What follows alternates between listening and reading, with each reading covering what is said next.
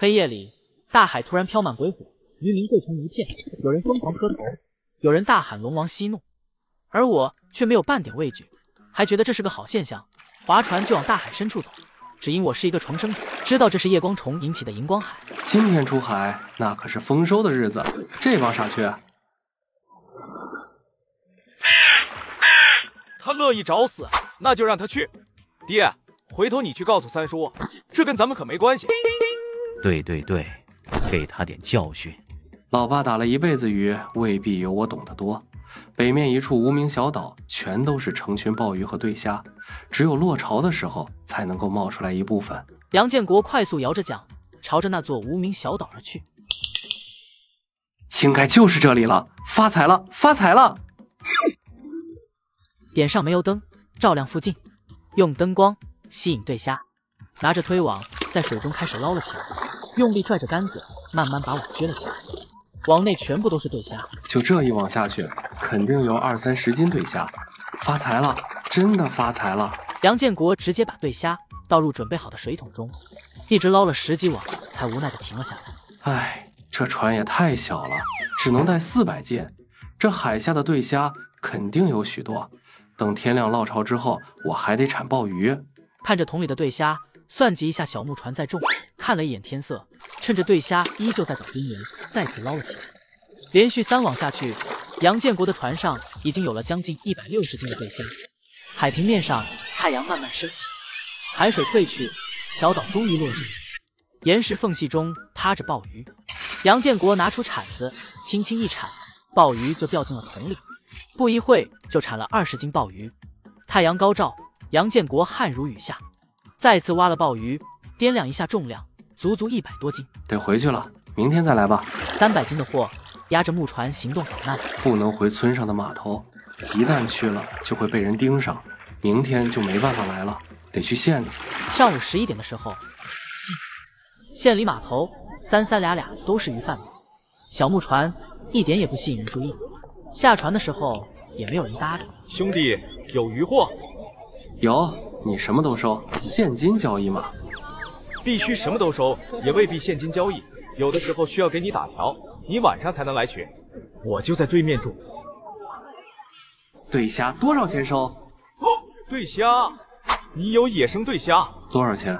兄弟，你要真有对虾，收购价这个数。5块！我操，你够黑的！奸商！杨建国心中骂着，却看到赵海东再次拦住他。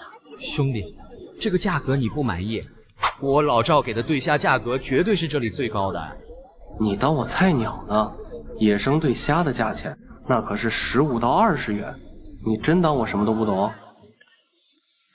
你说的价格是水产公司的出口价，运到城里才可能。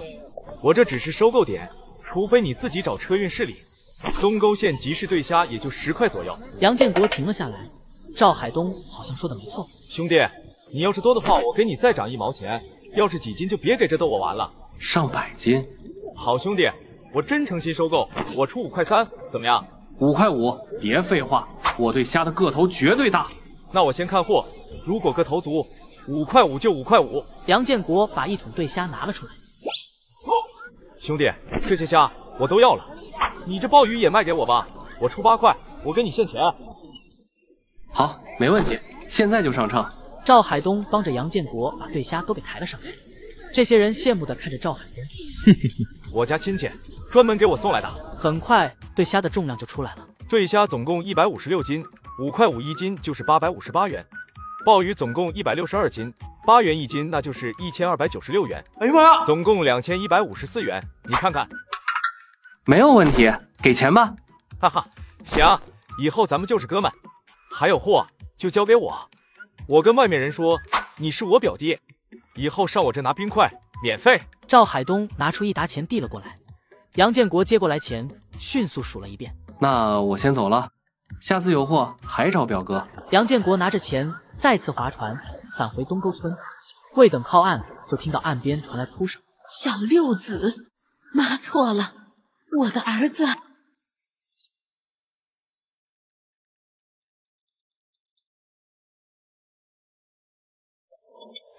哟呵，小六子，你没死。哎呀妈呀，空船回来的，哈哈！杨建明这话一出，其他人发现杨建国一点渔获都没有打上来，众人再次暗中指指点点。走吧，咱们回家。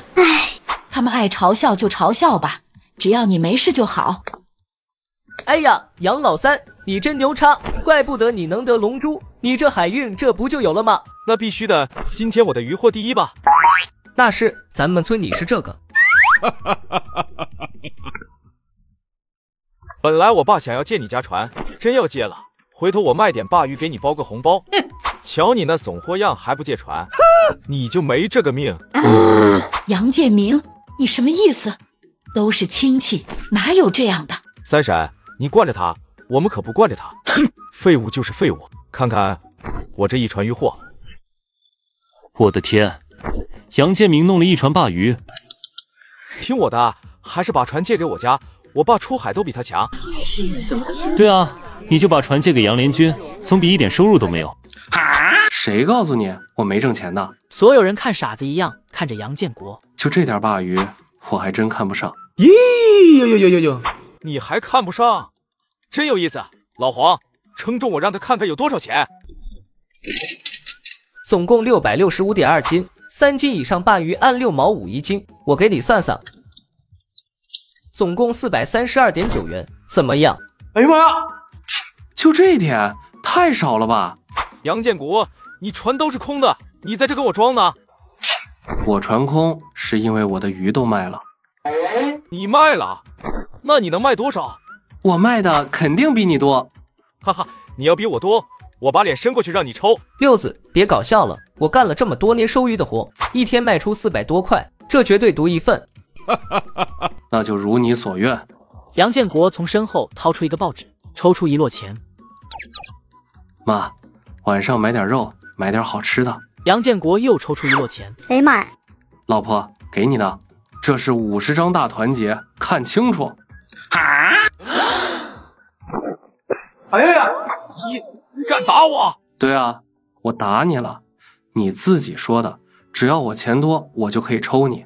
以后再敢乱说话，我抽死你！各位乡亲们，你们做一个见证，是不是？他刚才让我打的。建明啊，是你自己说的，你要敢动手，我现在就拉着你去村部，让村长和支书评评理。自己家的兄弟还诅咒建国，太不像话了。哼！回到家后，杨建国把身上的钱都扔在桌上。王月双腿一软，直接跪在地上，泪水夺眶而出。你到底做了什么？咱们可是本分人家啊！别哭了，小点声。这是我捞到对虾和鲍鱼卖的钱。真的？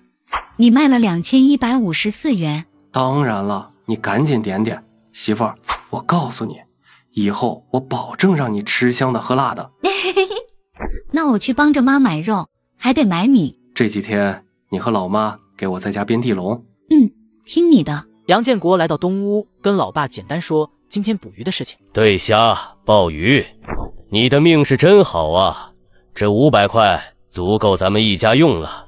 等我好了，咱一起赚更多钱。爸，你认识卖船的吗？你想买船，现在刚开海，谁家不靠船吃饭？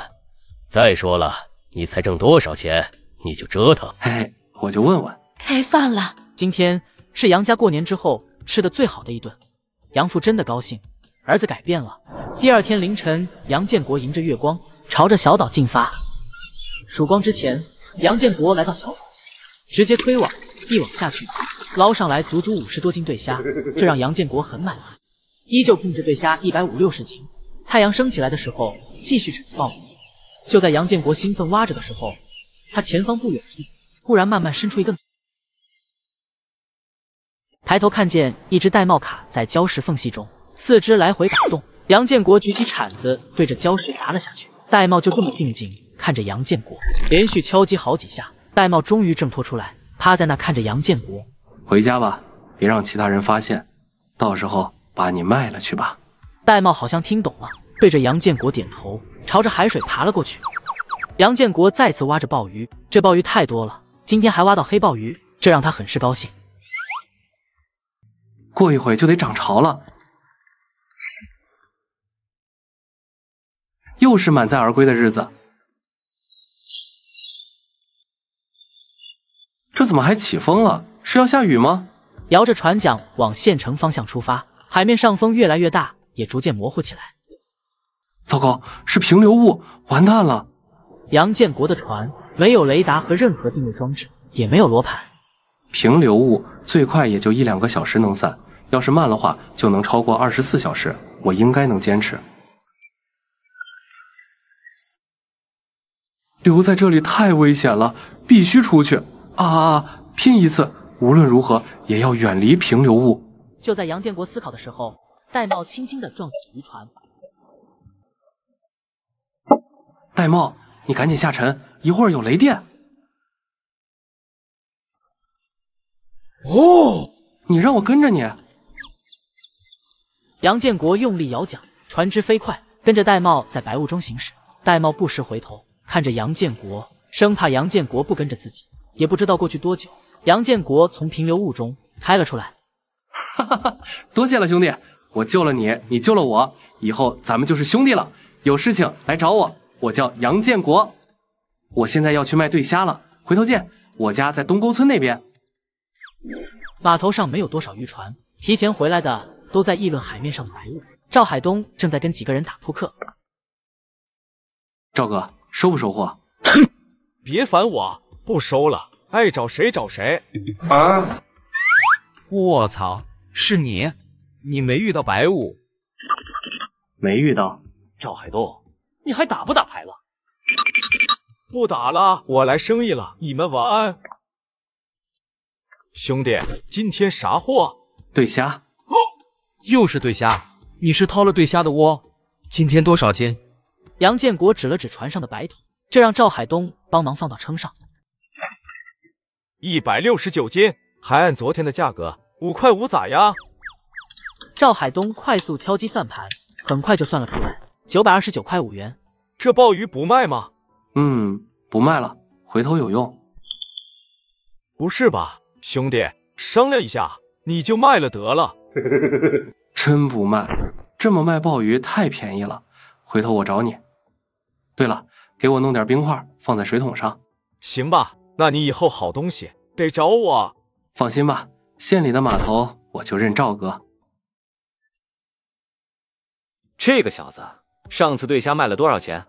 小2000吧。这小子今天又卖了快1000块，这小破船还能挣这么多。真有你的，这有800斤的小红花鱼，还有200多斤杂鱼，这又挣不少钱啊！切，就小六子那破船，他拿什么跟我比？我这一网就够他干1年的了。815斤小黄花鱼，1毛2一斤，总共97块8，其余杂鱼263斤，算你8分钱，总共21块04分，加起来118块8毛4。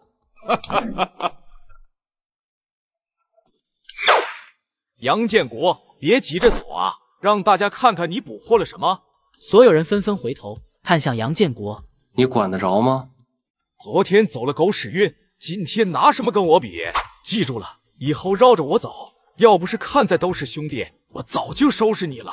废物一个，早晚你媳妇成寡妇。杨建明，你是真不长记性，我这里的东西比你那破鱼要贵得多。哈哈，就凭你！来，今天你要比我多，我继续让你抽。你要是不如我，我今天抽你。老黄，给我做一个见证，今天我必须抽他。卧槽，大鲍鱼！他从哪里弄来这么多鲍鱼？杨建国从水桶中拿出一个鲍鱼，朝着杨建明走了过去。你干嘛？你说呢，弟弟？喊什么喊？就弄点小黄花，把你能的！以后见到我叫我哥，再敢乱说话，抽死你！建国，这鲍鱼卖给我，我给你这个数。不卖，兄弟，我给你这价格，绝对实惠。我真不卖。不是，你留着干什么？明天就臭了。我留着吃。卧槽，他说他要吃鲍鱼，这纯败家子啊！小犊子，长能耐了，你还要吃鲍鱼？今天老娘跟你拼了！妈，你干嘛打我？妈，这到底怎么了？什么命啊？他还要吃鲍鱼，刚挣点钱你就飘了，是不是？老娘今天一定好好教训你。鲍鱼不是没卖吗？这哪里来的钱？我骗其他人呢，我要做成干鲍鱼。杨建国把自己的想法说了一遍。你真会做干鲍鱼？怎么可能？你真以为我以前整天闲过？我也学习的。还是我家小六子厉害。我们赶紧制作鲍鱼，一会儿就不新鲜了。咱们低调点，就说吃了，明白吗？我就说咱们全家都吃鲍鱼了。杨建国拿着鲍鱼来到老宅门口，刚要喊爷爷，就听到码头方向传来许多人的哭声。望过去，便发现海面上3艘船拖着一个破烂的渔船，停靠在码头上。小六子，别看了，王家父子俩出海遇难了。什么？王老三父子俩都死了？王家父子在海上遇到平流物，跟其他渔船碰上，落水淹死了。别看了，进来说话。唉，剩下孤儿寡母可怎么活？你妈给我送过了，还送什么？杨建国献宝一样把碗打开。杨木才脸上笑容瞬间消失，惊讶看着杨建国。爷爷，这是你孙媳妇做的，你赶紧尝尝。不是，你真吃鲍鱼？你……杨建国把自己要做干鲍鱼的事情告诉杨木才。哈哈，我家小六子真是长大了。爷爷，你赶紧吃，等我有了钱，盖个大房子把你接过去住。爷爷，我先回去了。回去吧，出海小心点。你等等，我给你拿点钱。爷爷，不用了。杨建国走在路上，就看到许多人围在王家门口，大家都在唉声叹气。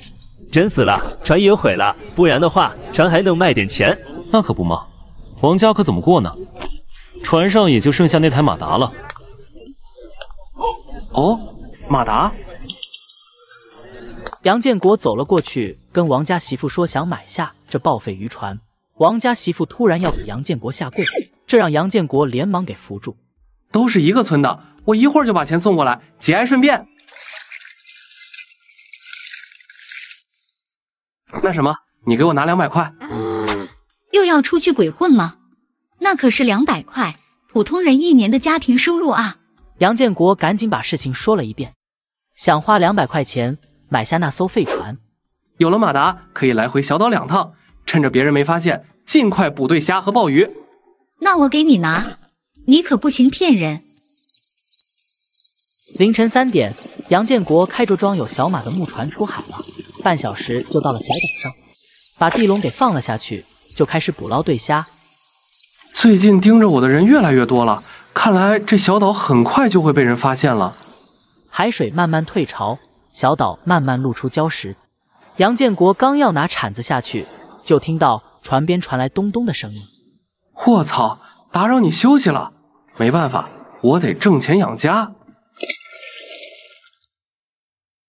杨建国很快就挖好1桶鲍鱼，刚要把水桶放在船上，就看到小飞叼着扇贝游了上来。杨建国惊讶看着这只智孔扇贝。不是吧，你给我的？小黑在水中点头，这让杨建国无比震惊。小黑，多谢了。杨建国继续挖鲍鱼，又是1桶鲍鱼，再次拿上船。现在船上水桶都装满了，有将近300多斤的鲍鱼。小黑，我回家一趟，下午再过来，你帮我看着地笼。东沟村靠近自己家的方向，此时岸边上老妈和媳妇都在等着。杨建国把水桶从船上提了下来。王月惊讶看着那个小岛还有这么多鲍鱼。家里的老头子真不中用，出海一辈子弄了什么？你看看小六子。妈，你回家按照昨天的步骤把鲍鱼晾晒，小心点，别让人看到了。王月和养母疯狂点头。后院的大门已经封死了，谁也进不来。你还回去？还有地笼呢，我下午就回来。还是去县里码头卖？对。那得挣多少啊？我儿子这海运真是好。回来的时候，小黑已经不见了，喊了半天也没有出来。杨建国来到地笼方向，用力一拽，顿时兴奋起来。地笼里面全都是对虾。杨建国把所有渔获都分类装在了水桶里，木船朝着县里码头而去。到了码头，杨建国把马达给蒙上。码头上，赵海东依旧跟人砍大山呢。另一侧，葛春目光极度贪婪地望着。表哥，表弟，你可想死我了？两人一顿寒暄过后，赵海东亲自上船，帮着杨建国抬货，其他朋友也帮着抬。你怎么天天有对虾？在哪捞的？就是幸运，也不是天天捞。行了，别唠嗑了，赶紧称重。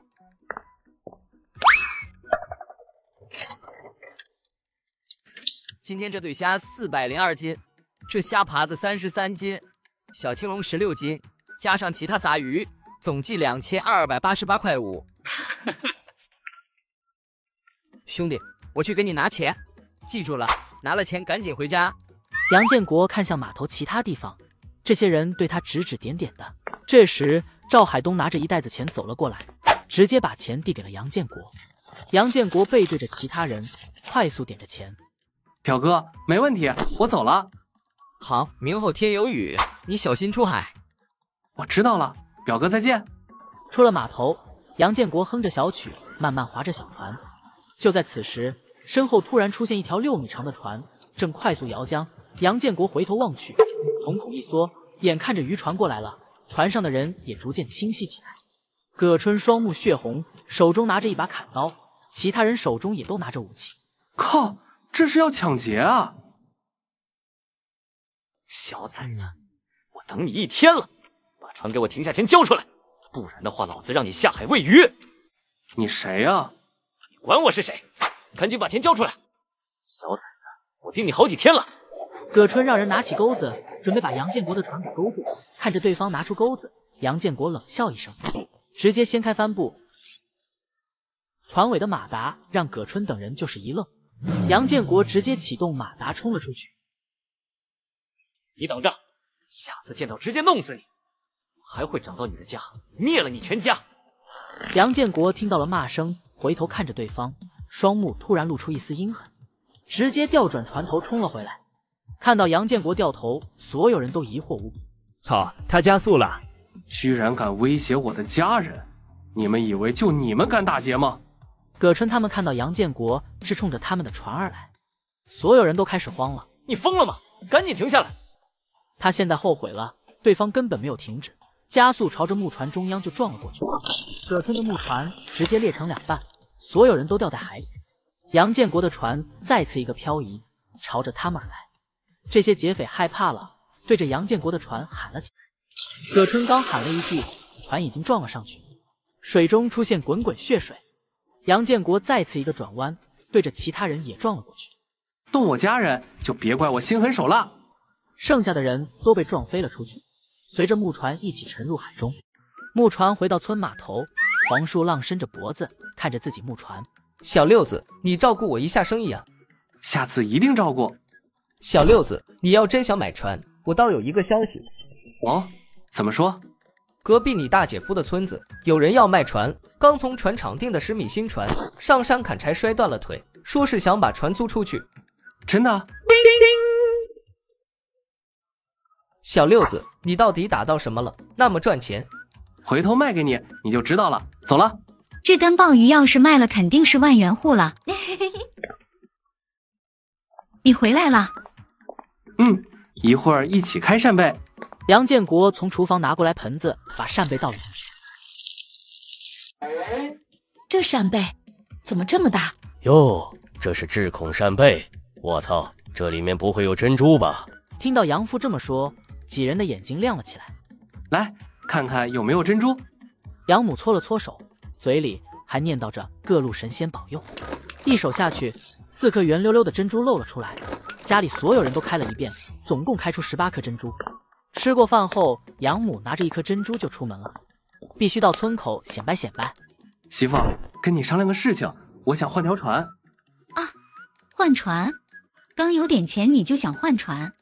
现在的船太小了，根本不行。一旦对虾没了，一天就挣10几块，没意思。10几块，还没意思？说的这是人话吗？媳妇，你听我跟你说，有钱了就应该让钱生钱。这么多钱你藏在家里，不怕被人偷？不怕，我藏起来，没人能找到。现在几千块你能藏，要是上万块、10几万、几10万呢？不可能，我没这个命。咱们买船了，就算遇到困难，船也值钱。你想想，这几年渔船都在涨价，等过几年就做一条新的小木船，估计都得上千块。这些钱放在家里会贬值。你想买多大的？起码得10米那样。王月瞪大眼睛，杨建国把黄树浪提供的消息告诉王月，人家是出租不是卖，你咋想的？人家不卖怎么办？用钱砸呗，我就不信他们不卖。行是行，你先考虑清楚吧。哎，支书家那个独苗孙子眼睛瞎了，孩子才4岁，这以后可怎么办？杨建国走出外屋地，疑惑问着：妈，出啥事儿了？镇上的大夫说了，支书家的孩子得了叫什么木生云翳，没有药能治。怎么是这种病？支书家的孩子才4岁，咋就得这病了？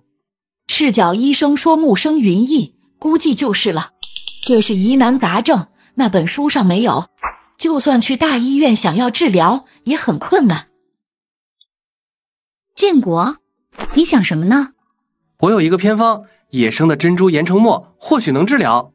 你要真知道，赶紧告诉支书，都是一个村的，能帮就帮一下。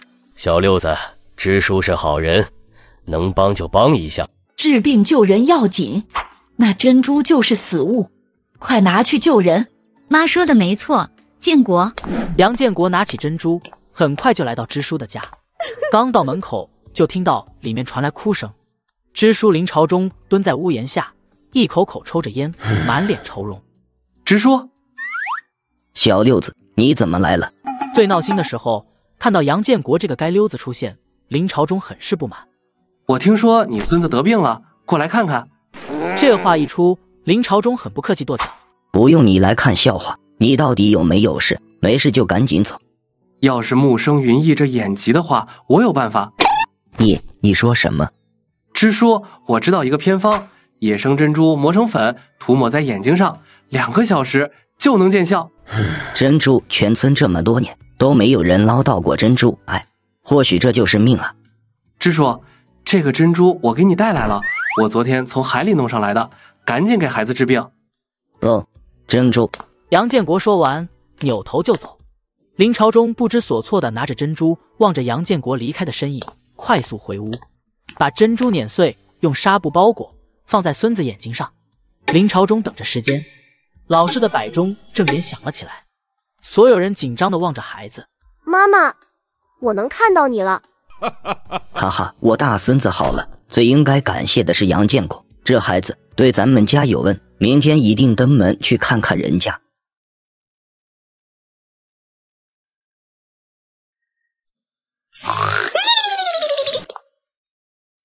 今天下雨，你还去县里吗？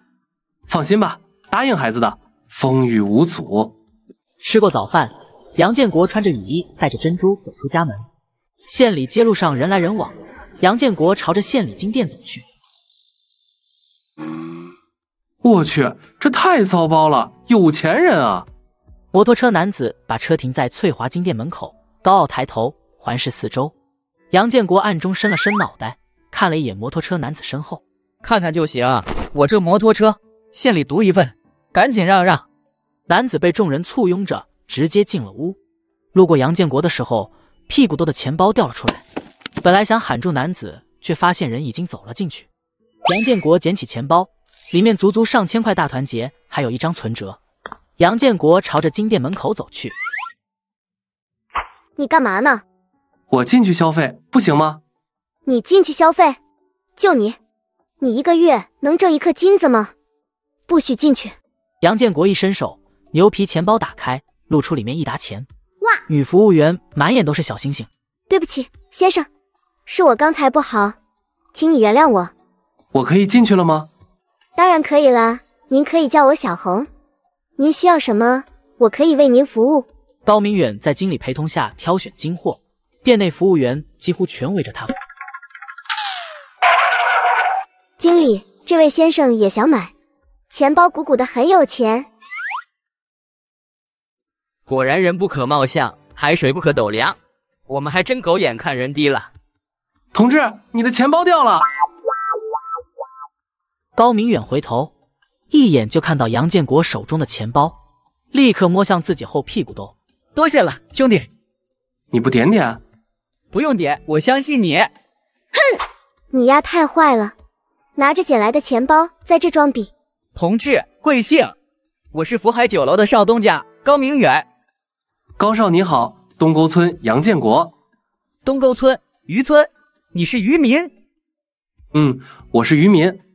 你这个人不错，以后在县里报我名号。真不用，我就是普通渔民。高少，咱们是不是继续看货？你现在可以出去了吧？我为什么要出去？你刚才骗了我，这不是你的钱包。我兄弟想在这，就在这，给我记住了，这是我兄弟，赶紧给我兄弟道歉。对不起。高少，您的朋友，我们肯定认真对待。那什么，先看金货，我让其他人服务员这位同志。哥们，你也买金货？不，我来卖东西。你有黄金卖？经理刚才还瞧不起杨建国，现在却有点热情了。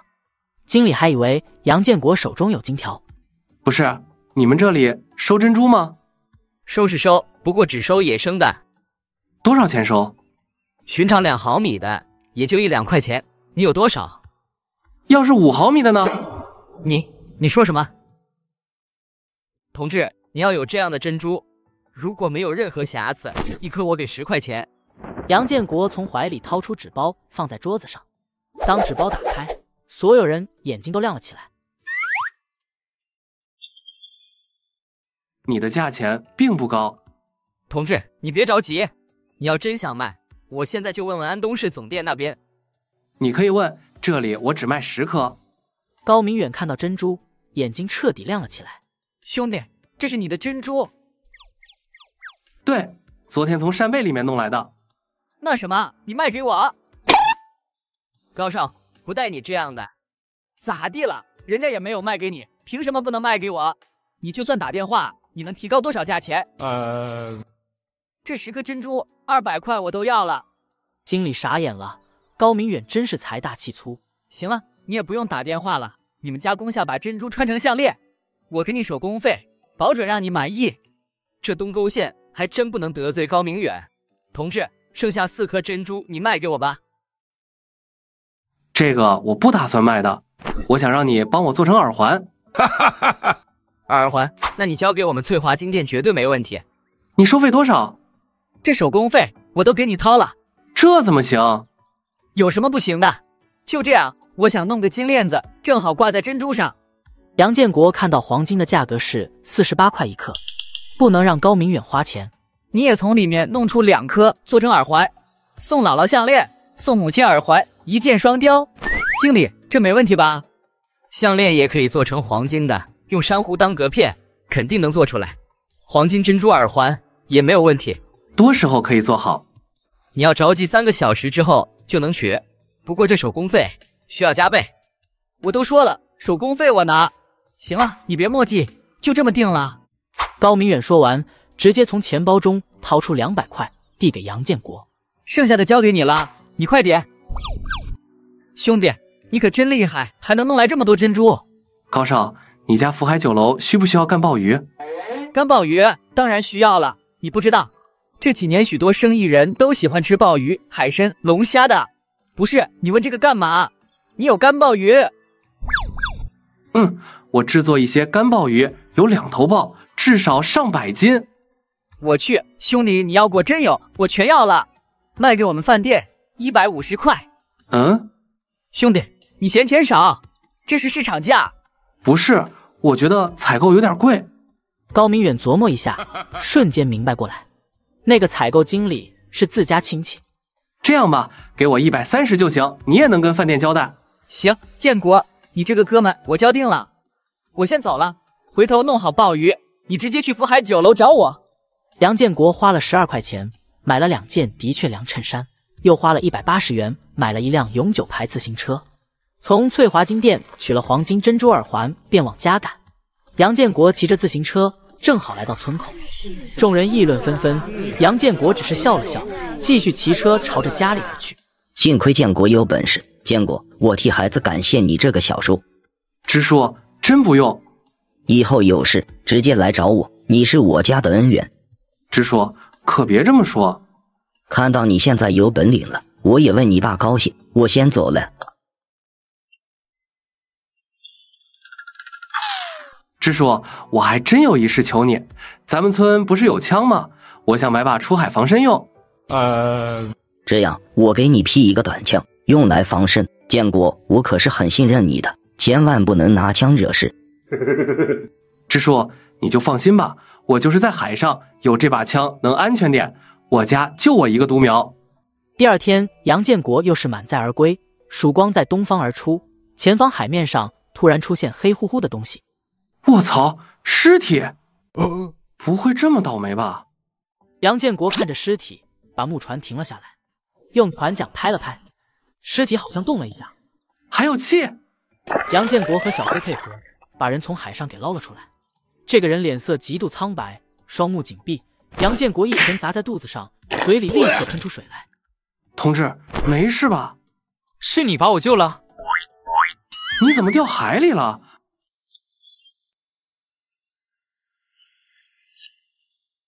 喂，同志，你贵姓？家哪的？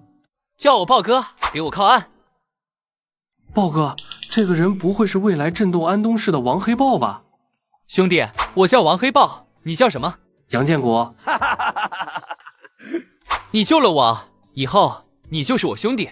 别！真不用，快到了。你是从这边上岸，还是我送你去县里？不了，就在这。你咋才回来？人家都卖完鱼了。这次的鱼货都卖给你，赶紧点。没问题，来都过来帮忙。黄树浪招呼岸边的人帮忙卸货。咋弄来这么多垃圾鱼？这鱼顶多8分钱一斤。你还挑肥拣瘦的？这还有20-30斤对虾，你开票，我回头让媳妇上你家取。杨建国再次回到小岛上，直接挖到中午，把所有鲍鱼都炒完，开始反弹。海面水花飞溅，一条金色的鱼冲了进来。卧槽，大黄鱼！杨建国朝着大黄鱼把网撒了过去，渔网瞬间落在海水。渔网拉上来的时候，金光四溢。把大黄鱼放在水桶里，快速返航。半路上，其他人看着杨建国的方向，暗自记了下来。兄弟，这鲍鱼都卖吗？不卖。操，不是吧？你还留着吃？你别骗我了，到底干嘛？我留着做干鲍鱼。众人一片哗然，许多人听到杨建国会做干鲍鱼，更是羡慕。我还有一条鱼，你先出价，我看看价钱咋样。黄树浪朝着水桶扑了过去，对着桶一直傻笑。大黄鱼，告诉你们，这是我兄弟卖给我的，只许看，不许碰。鱼贩子纷纷喊着卖给他。各位大哥，我先看看老黄给我什么价钱，这可是超过5斤的大黄鱼，我也懒得去联系酒楼，你直接出价就是。先让我称重，如果超过6斤，我出10块钱。黄树浪在众人监督下，把大黄鱼放在秤上。卧槽，老天爷，这足足7斤2两。马德，我出11块钱，现在就点钱。鱼贩子直接吼起来，互相出价。我出15块，真的，这里我肯定最高价格，行不行？老黄，我还是卖给你了。兄弟，你放心，以后你的鱼货在我这都是最高价，我这冰块你随便用。行了，你先忙着，我回去了。爸，你帮着弄鲍鱼吧，我得出去一趟。干啥去？我去隔壁村问问那船的事情。不是吧？你刚挣几天钱就想弄船，实在不行，等干鲍鱼卖出去。我就打听打听，顺道看看大姐和大姐夫，把支书送的罐头给我装上。我大姐也不容易。行。老婆，给我拿2000块钱。啊，这么多！一旦能买下船，我直接就买了。我想给大姐扔点钱。以前光大姐往家里添钱，她没少被婆婆埋怨。大姐家过的日子的确也不好，我这就给你去拿。杨建国拿起4个罐头，1盒桃酥，1条红塔山，推出自行车就出门了。晚上路黑，你早点回来。到了大姐家门口，2个孩子冲了出来，大一点的叫高云冲，小一点的叫高云水。我去，真是小舅，你从哪里弄来的自行车？小舅，这咋还哭了？奶奶不让我们念书了，让我们回家放猪。草，有舅舅在，绝对不能让你辍学。把门打开，我进去。我告诉你，没钱这2个孩子就去放猪。还有你，贴补你家的钱都给我要回来。现在老2相亲了，你们当大的必须出力。得买，妈，我家没钱了，高栋挣的钱都让您拿去给老2了。哼，什么没钱，就是把钱给你们娘家了。哼，你当我不知道？妈，你够了吧？老2相亲凭啥让我们出钱？老2整天胡吃海喝，出了监狱还是那个德行。你怎么跟我说话的？有了媳妇儿就忘了娘，是不是？爸妈，我小舅来了。好啊，那个街溜子又来了。你们不是说没钱吗？你真能给我装。老大你也学坏了，是不是？不要脸的玩意儿，狗东西还上门了。这是我们高家，不是你们杨家。妈，你真够了，我兄弟来了就是要钱吗？妈，都是一家人，你别乱骂了，丢不丢人？谁跟他们一家？看他们穷的都要饭了。我舅舅给我们买罐头了。我舅舅骑着自行车来的，老帅气了。别瞎说，你舅哪有钱买自行车？真的，我舅舅说他刚买的。怎么可能？是不是你给的钱？好啊，你是真毒啊！大姐，小弟，你怎么来了？姐，别哭，有什么事我给你做主。高栋有点不好意思，刚要说什么，杨建国把烟递给了他。姐夫，给你带的烟。高栋惊讶看着红塔山，他这辈子都没抽过。我听说有人不让我外甥念书，这是什么事？得买，瞎说什么？赶紧进屋喝口水。姐，这可是我外甥，我当然要问问了。建国，这件事回头跟你说，你这是发财了。谁看见我姐给钱了？你们早分家了，钱给谁也轮不到你掺和吧？这是我家的事情，跟你无关。当然有关，让小黄村的人评评理，分家后还纠缠儿子，不让孙子上学。天底下有您这样的长辈，好东西都留给老2，现在跑来我姐家要钱，呸，真不要那老脸。小瘪犊子，我记得是用不着你管。我告诉你，我姐家的事情你少管，别老欺负我大姐夫。乡亲们都看看，这老太太太毒了。有你们鸡毛事？我家的事儿用你们管？高栋，你就看着这小瘪犊子骂我。你别跟我姐夫说话，我就问你，我姐给我多少钱，让你这么诋毁她？今天必须说清楚。你个街溜子，你好意思说？这些年你姐没给你100也有50了，这些钱都是我儿子挣的，凭什么给你？行，我今天就让你看看我们杨家人的脾气。杨建国直接从怀里拿出真理举了起来。吓人了！小弟，你怎么还有枪？别着急，我是要拿钱，这个有点碍事。老太太你看好了，姐，这100块钱我还给大姐。高老太太，看到没有？这钱是我姐家的，跟你无关。今后你再敢拿着我们杨家说事，欺负我姐，看我怎么收拾你。是，跟我无关。好，就让街坊邻里做一个见证，谁敢欺负我姐，试试。妈，你赶紧走吧。姐，我已经出海挣钱了，让你拿着你就拿着。杨建国把自己赚钱的事情给2人讲述了一遍。姐夫，你们村是不是有人摔断腿要卖船？对，老单家刚在船厂订了10米的木船，没想到摔断了腿，已经瘫在炕上了。姐夫，我想把那船买了。建国，真的假的？你想买船？开什么玩笑？我想买。小六子，这件事咱爸妈知道吗？知道啊，我媳妇儿也知道，我的钱就是打鱼来的。老单家想要租船，没说要卖船。姐夫，你带我去，我想试试。那好吧。老七，咋回事？租船1个月竟然要20块，还要打鱼收入的30%，开什么玩笑？当我们是冤种吗？老单疯了吧？这怎么想的？好像是我们把他弄残的，老天爷让他贪了，他现在还牛气上了，这船就烂在他手得了。